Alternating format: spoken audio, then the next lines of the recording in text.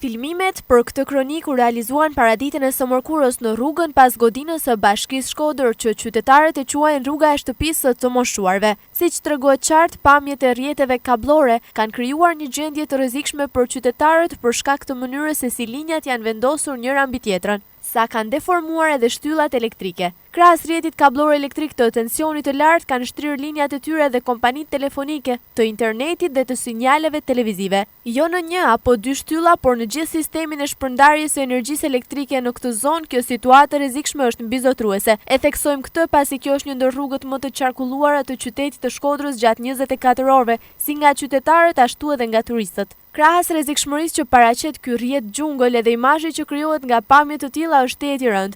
Është një histori që zgjat prej 3 dekadash, e cila është përkecuar vazhdimisht me shtimin e rrjeteve kablore sipas dëshirës dhe jashtë çdo kontrolli, por që nuk duron më. OSH e Shkodër në radhë të parë, por edhe pushteti vendor sa më shpejt të ndërhyjnë për t'i dhënë fund kësaj gjendje, aq më mirë është pasi vazhdimi i kësaj situate do thotë vazhdimi i një rreziku serioz për qytetarët që kalojnë nëpër këtë rrugë. Rrjeti i shpërndarjes së energjisë elektrike nuk mund të lejohet të mbingarkohet me linja të tjera të kompanive të ndryshme, siç ka ndodhur në këtë rast flagrant, që për hir të së vërtetës nuk është i vetmi në qytetin e Shkodrës.